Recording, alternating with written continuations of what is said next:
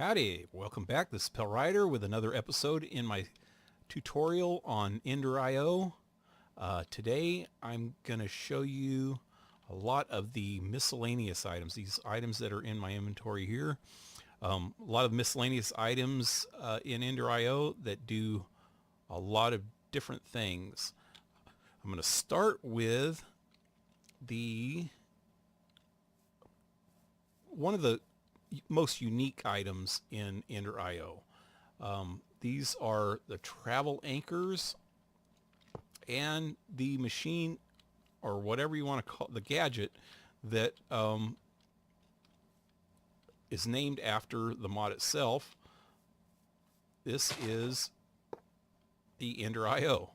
You can see the ender pearl in the middle of it. It's clear with an ender pearl in the middle. These are really cool. Let me place a couple of these travel anchors around. Let me put one back over here. And put one way the hell over here. You could set these things up to 100 blocks apart from each other. And when you hold this staff of traveling in your hand, you can see all the travel anchors and EnderIOs that you have within that range. If you point at them, notice how it turns kind of an orangish brownish color. Once they turn that color, if you right click on it, it teleports you straight to it. The difference between the travel anchors and the EnderIO is the travel anchors, like I just showed you, you can teleport to them. The EnderIO is more of a remote access. If you right click on it, it shows you all the stuff that's within the area. And a really cool thing is that all the items that you can see, you can right click on them and you can interact with them. Check that out. That's really cool. You can do anything that you can in their graphic interface that you can do if you're actually standing right next to it. So that can come in really, really handy. You need to use this Traveler's Wand, though, to interact with the travel anchor or the EnderIO, or, which I'm not going to get into all the specifics of the sword yet, but the sword, if you shift, you can see the exact same things as you can with the travel anchor if you have the right modification on your sword. And voila, you can interact with the items. Yeah, a really cool feature about these travel anchors is if you set them up around 100 blocks from each other, you can jump from one, right, barring lag and loading time. Now, where's the next one? There it is. Jump from one to another, to another. Oh, lag. To yet another. Whoop. Little lag jump. And there we go. And my base is about 400 blocks away from where I'm doing the tutorial.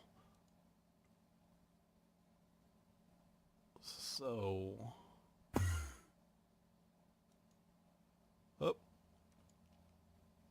it's relatively fast if you don't have any other type of teleporting equipment. Oh, there it is. You can set these up at intervals and go from place to place pretty quick. Oh, there it is. And I guess it also depends on how fast your server is. And another cool thing about them is if you have them like scattered around like that, and you don't want them to just be showing everywhere. You can put these travel anchors in the EnderIO paint machine. Oh, and bam, make them look like the environment. So that's really cool. Just get rid of this bad boy here and replace it with that. And now you can't see it unless you put this in your hand. Next gadget I want to show you is this electromagnet. This is really cool if you're mining or building up in the air somewhere where you don't want to have to keep going down and picking up all your materials as they drop. It's just like the creative mode magnet, which in a survival world, so it's not going to show up here. Well, I guess if I went into inventory, there we go. This magnet right here, you can set this up. If you put it in cheat mode or utility mode, I'm pretty sure it'll, yeah, it shows up here in your left corner. You turn that on and stuff will be attracted to you. It's exactly like that. Let me go back and turn this back to recipe mode. It's exactly like that, except you're not in creative mode and anybody can use it even if they're not opt on a server. Wait, first I think you have to shift right click it to turn it on, and it has to be, I'm pretty sure it has to be in your hotbar. It says that in the tooltip here. Active in the hotbar to function, and in the hotbar to function. So you throw some items out, and it comes back to me. So that's really cool. As many items as you want. Oh, I couldn't shift right click that for some reason. But yeah, it's back in my inventory. Pretty cool. I know there's a lot of different types of lighting in Minecraft, and especially modded Minecraft, including some others from EnderIO, like this painted glowstone. What EnderIO also has another lighting system. These are just small. They're pretty small if you look at it.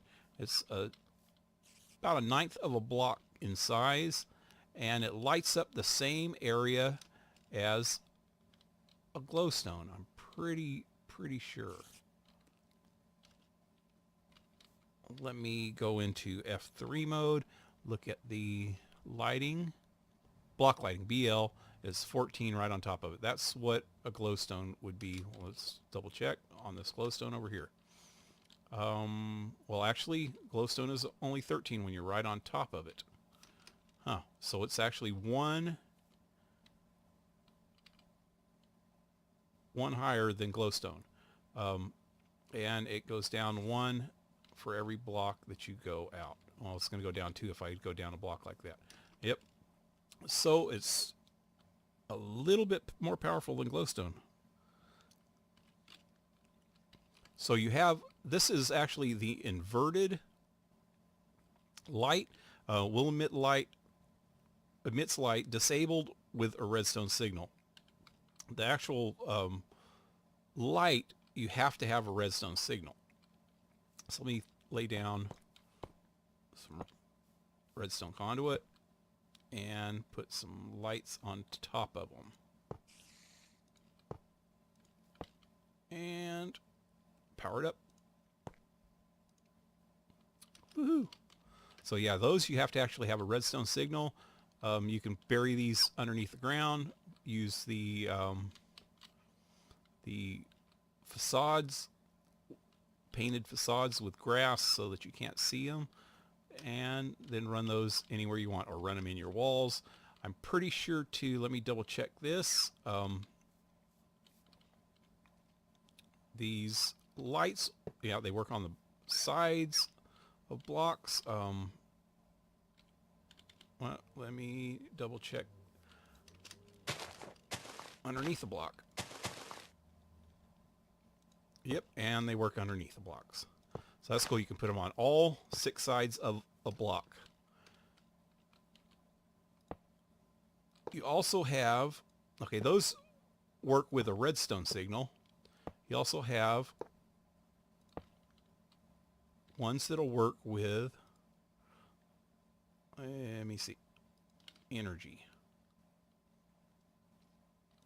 With redstone flux. So, oh, dang it.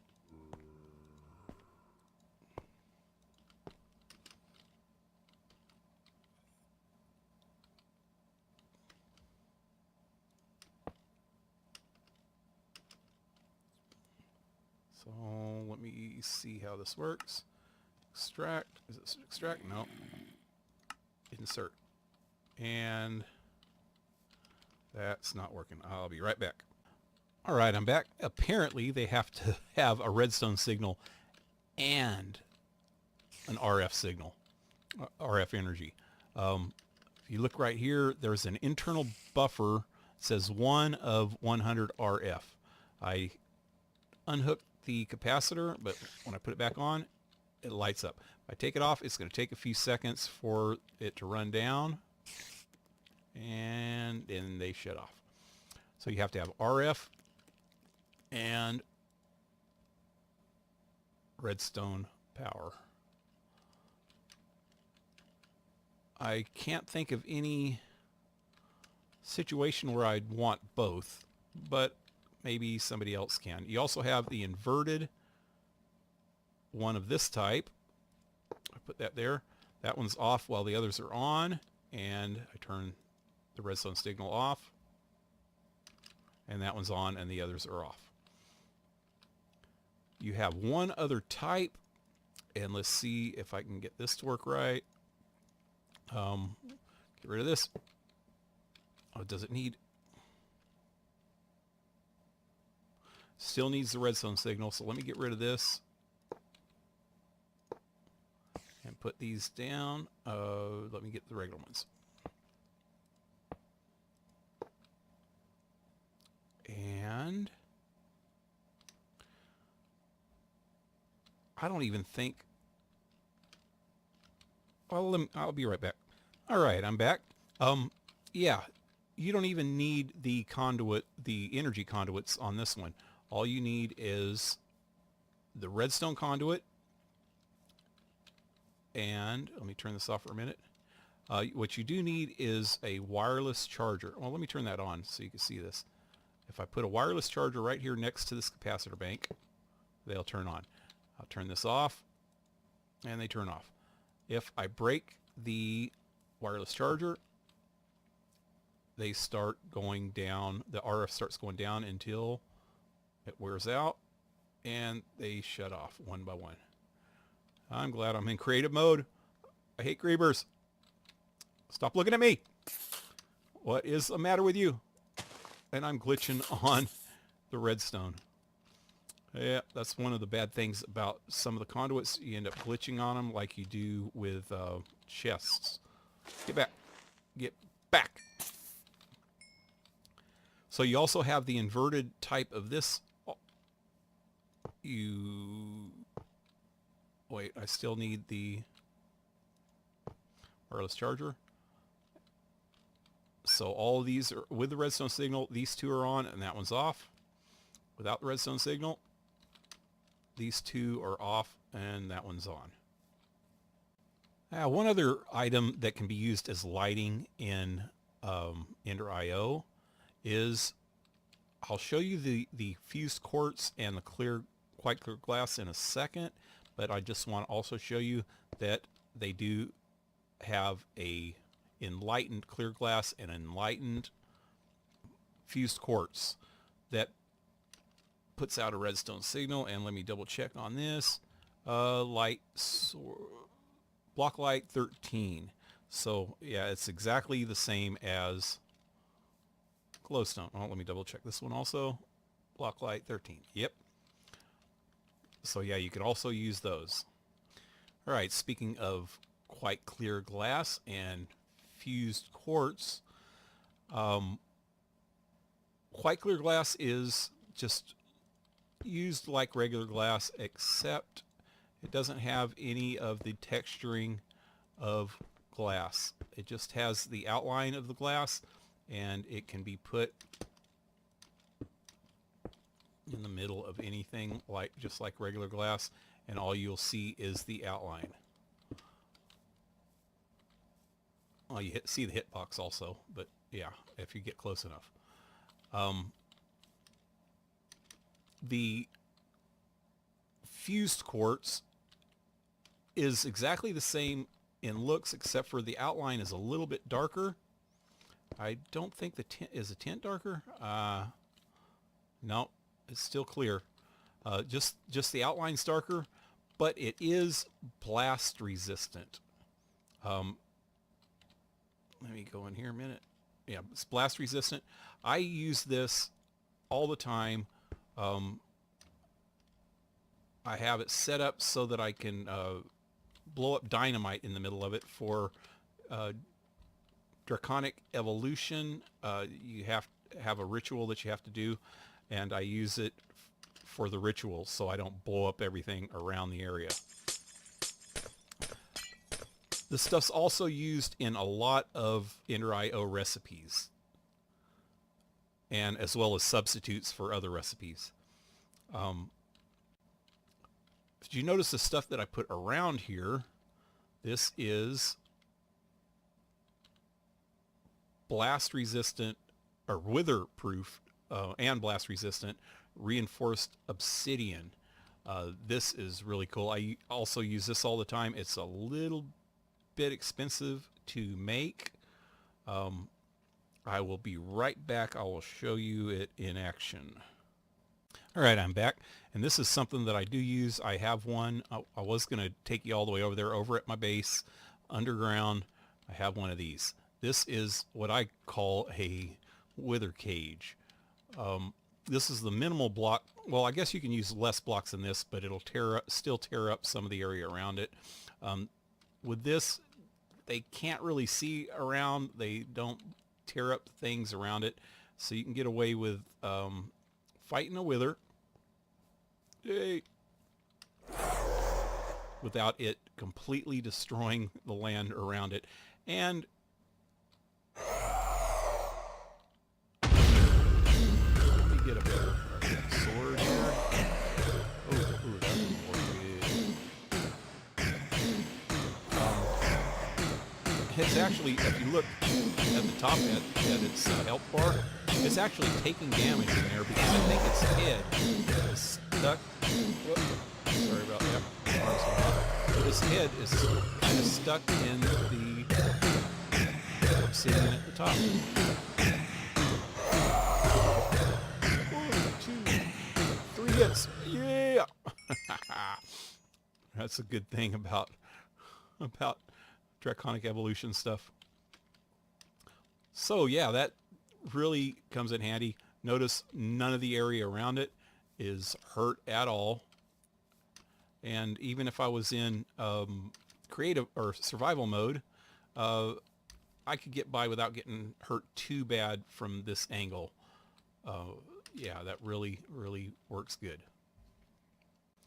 All right, next item I want to show you is this, a vacuum chest.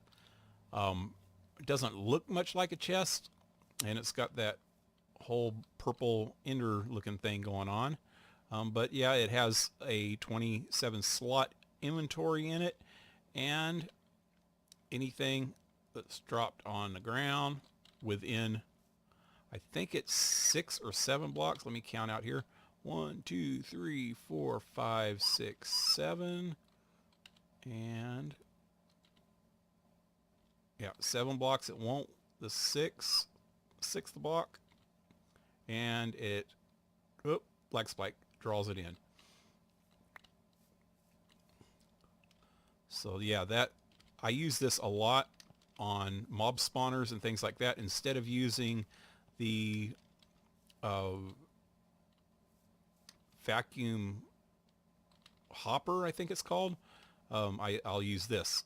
It works a little better because you can instantly access your stuff. You don't have to have it running into a into another chest or something like that. You can just instantly access it. So that comes in really handy. And this next item is something that I try to get as quickly as possible when I start a new world. Usually as quick, if not quicker, than I actually get my enchantment table. This is called the Enchanter. It's relatively cheap to make. Let me go in here. 2 diamonds, a book, and some dark steel. It's not much more expensive to make than the actual enchantment table. Sometimes it's actually easier because you can, well, no, you still need obsidian to make the dark steel. So yeah, it's about the same. The cool thing about this is, if you go in here, it has this recipe right here, this recipe page. You go in there and it'll show you what books you can make. You can make any vanilla books plus quite a few modded books. And it shows you what you need to make them. You need a book and quill for any of them, and say blast protection 1, you need 16 gunpowder.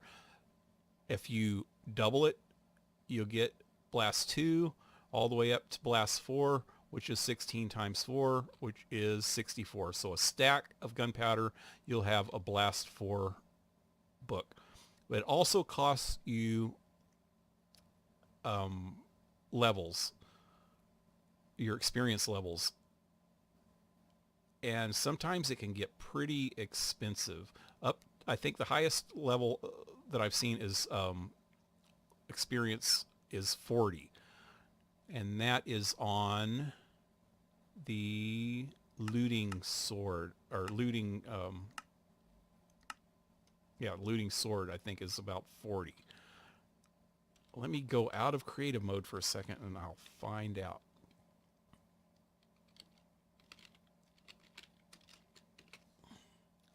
So I got the ingredients here for a looting sword, or a looting book. And yeah, it costs 40. I don't have 40. All I have is 16 right now, so I can't make it. But I could make, and it's more than double. Oh, see, my bad. I could make a looting 1 with 8 levels. And looting 2 goes up to 20, and looting 3 goes up to 40. So I guess it depends on what it is, how many levels it's going to cost you. You could also make efficiency 5 with, I think it, okay, efficiency 1. Let me see, keep going. There we go.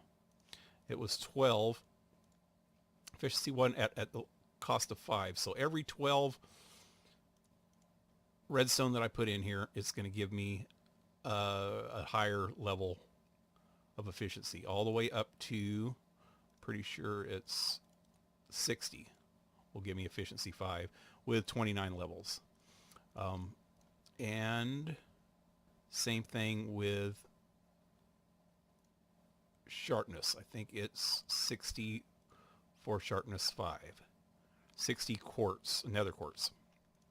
So yeah, any book that you want, you just go into the recipes and look for the extra item that you need for it and how many levels, and make it up and put it on with an anvil. So let me just do this real quick. I can make a looting 1 and get a sword. Luckily I have an extra sword over here. There's an ender sword. Go to the anvil, put it in the anvil, put in the book, and now I have a looting 1 sword.